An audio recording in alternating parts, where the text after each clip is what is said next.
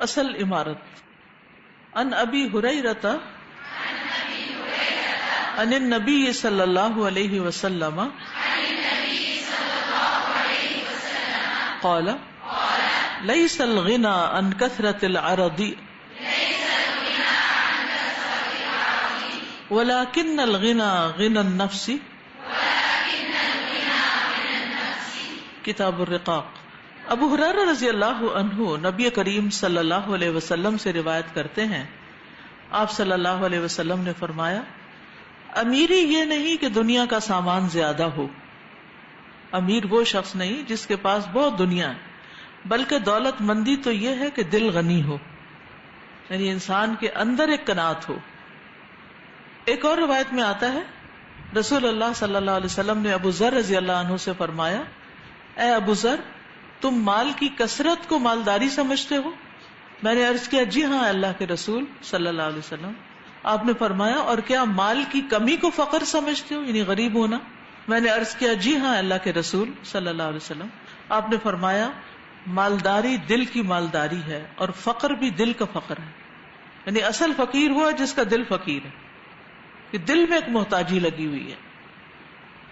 تو یہ جو دل کا غنا ہے، دل کے اندر قناعت ہے کہ میرے پاس بہت کچھ ہے الحمدللہ، 2 وقت کھانے کو ہے، پہننے کو ہے، اچھا ٹھکانہ ہے، اچھی کمپنی ہے، دین کا علم مل رہا ہے، اور مجھے کیا چاہیے؟ سب کچھ ہے میرے پاس. لیکن بہت سے لوگ نعمتیں دیکھ نہیں سکتے، ان کو نظر نہیں آتی. 2 وقت کا اچھا کھانا مل جانا کسی کو، یہ بہت بڑی بات ہے. انسان اگر سوچے ان لوگوں کے بارے میں جن کو نہیں ملتا، نہانے کے لیے پانی مل جانا، کپڑے دھونے کے لیے صابن مل جانا، اور اسی طرح بیمار ہونے پہ دوا مل جانا، روحانی ضروریات کا پورا ہونا، دین کا علم ملنا، یہ ساری چیزیں کیا ہیں؟ نعمتیں. لیکن کچھ لوگ ان ساری نعمتوں کو پا کر بھی روتے رہتے ہیں کہ ہمارے پاس کچھ نہیں. ہم میں سے ہر ایک اپنے بارے میں سوچے کہ کہیں وہ میں تو نہیں کہ جس کے پاس سب کچھ. مثلا آپ سب جو یہاں بیٹھے ہوئے ہیں، اللہ نے آپ کو کچھ دیا، چاہے ڈائریکٹ آپ کے پاس تھا یا کسی نے آپ کی مدد کی، تو آپ یہاں بیٹھے ہیں نا.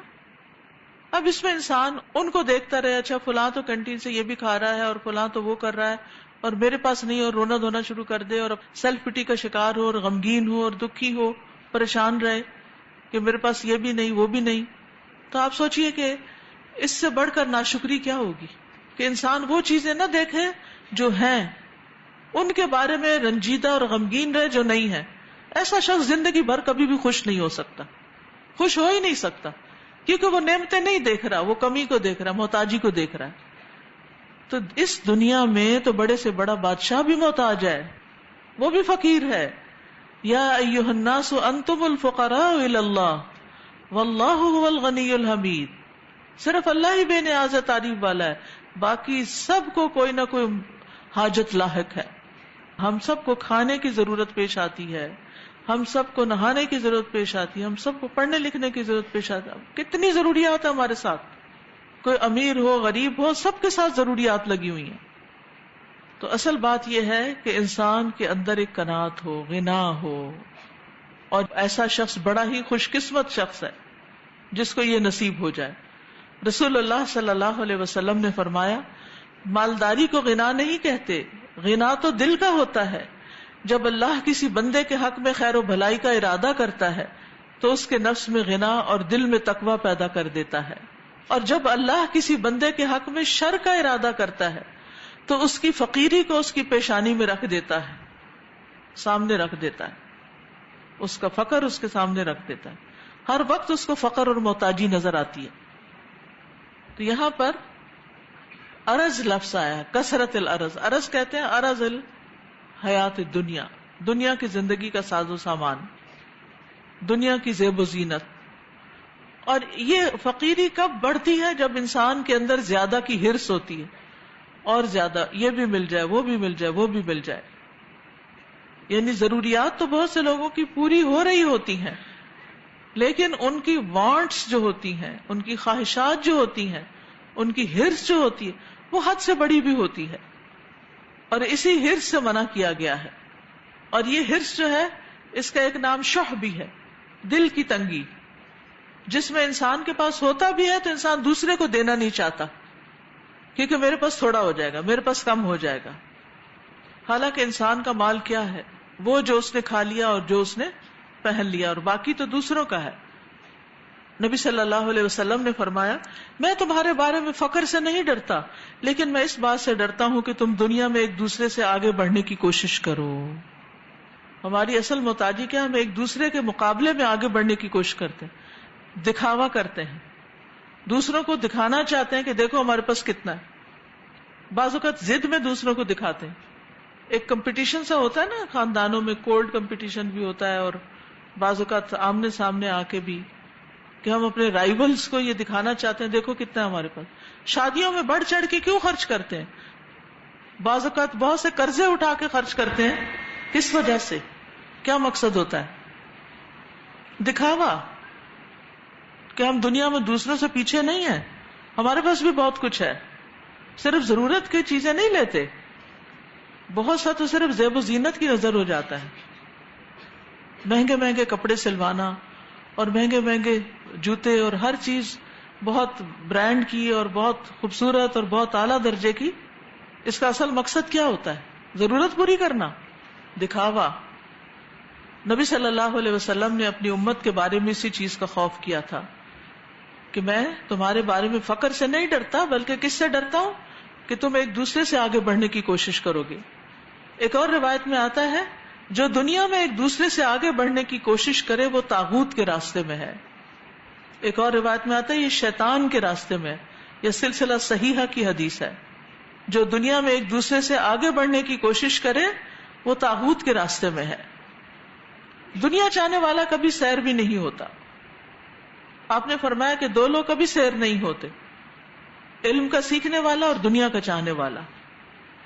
تو ضرورت اس بات کی ہے کہ انسان جو دوسروں کے پاس ہے اس سے بے نیاز ہو، جو کسی اور کے ہاتھ میں ہے. کسی کا گھر اچھا دیکھا تو غم میں مبتلا ہو گیا، کسی کا کپڑا اچھا دیکھا تو آنکھیں بھیگ گئیں، کسی کا پرس اچھا دیکھا تو اندر سے کڑنے لگ گئے. یہ کیا ہے؟ یہ سب کچھ یہ دنیا کی محبت ہے، اور دنیا میں پیچھے ہونے کی وجہ سے سیلف پٹی کا شکار ہونا ہے. تو انسان کی عزت اس میں ہے کہ انسان لوگوں سے بے نیاز ہو جائے. ابو ہریرہ کہتے ہیں نبی صلی اللہ علیہ وسلم نے فرمایا، مومن کا شرف اس کے رات کے قیام میں ہے، اور اس کی عزت اس چیز سے بے نیاز ہونے میں جو لوگوں کے پاس ہے. اور جو لوگوں سے بے نیاز ہونا چاہے گا اللہ اس کو بے نیاز کر دے گا. یہ صحیح بخاری کی ایک روایت کا مفہوم ہے. نبی صلی اللہ علیہ وسلم نے فرمایا، وہ آدمی کامیاب ہو گیا جس نے اسلام قبول کیا، ضرورت اور کفایت کے مطابق اس کو رزق دیا گیا، اللہ نے اس کو اپنی نعمتوں پر قناعت کی دولت عطا کر دی. کامیاب ہے وہ شخص کہ جو ہے اس پہ راضی ہے، زیادہ کی لالچ نہیں. مل جائے تو خوش ہے، شکر گزار ہے، نہ ملے تو محرومیوں پہ جلتا اور کڑتا نہیں رہتا. جب دنیا کی کمی کا شکار ہو نا، اور یہ رونا آئے کہ کھانے کو نہیں ہے، فلاں نہیں، تو نبی صلی اللہ علیہ وسلم کے گھر کا حال دیکھ لینا چاہیے کہ 2 ماہ گھر میں آگ نہیں جلتی تھی، پانی اور کھجوروں پر گزارا ہوتا تھا. کیا ہم ایسے کر سکتے ہیں؟ ہم سوچ بھی نہیں سکتے. ایک دن بھی اگر علم کے راستے میں ہمیں گرم ناشتہ نہ ملے یا صحیح طور پہ ہماری مرضی کا کھانا نہ ملے تو ہم کہتے ہیں کہ چھوڑو اس راستے کو، باقی سب تو اچھا، کھانا اچھا نہیں، کیا پڑھنا، ایسے تھوڑی پڑھائی ہوتی ہے. تو پھر پیچھے ہی رہ جائیں گے نا، کتنی بڑی دولت گنوا دیں گے. پھر اسی طرح یہ ہے کہ آپ صلی اللہ علیہ وسلم کے گھر میں فرنیچر کتنا تھا، صوفے کتنے تھے، کارپٹس کتنے تھے، ڈیکوریشن پیس کتنے تھے. کیا انہی چیزوں میں عزت ہے انسان کی؟ اگر یہ عزت کا معیار ہے تو نبی صلی اللہ علیہ وسلم کے گھر میں تو یہ سب کچھ تھا ہی نہیں. پھر عزت کا معیار دنیا کا زیادہ ہونا نہیں ہے، اللہ کا تقویٰ ہے. ان اکرمکم عند اللہ اتقاکم. اس لیے ہمیں اپنے گناہوں پہ رونا چاہیے، اپنی کمی کوتاہی پر نادم ہونا چاہیے، نہ کہ اس بات پہ روئیں کہ ہمارے پاس دنیا کم ہے دوسرے کے مقابلے میں. اور جب ایک کو کمپیٹ کر کے آگے بڑھ جاتے ہیں تو ایک اور کے ساتھ کمپٹیشن لگا لیتے ہیں، کہیں بھی رکتے تھوڑی ہیں. ایک دفعہ حضرت عمر نبی صلی اللہ علیہ وسلم کے ہاں گئے تو آپ صلی اللہ علیہ وسلم چٹائی پہ لیٹے ہوئے تھے اور دیکھا کہ اس کے نشان آپ کے جسم پہ کھپ گئے. وہ رونے لگے کہ کیسر و کسرا کے لیے تو اتنا کچھ اور آپ کے لیے یہ بستر. آپ نے فرمایا خطاب کے بیٹے کیا تو اس پر راضی نہیں کہ ہمیں آخرت ملے اور ان کو دنیا؟ میں نے کہا کیوں نہیں.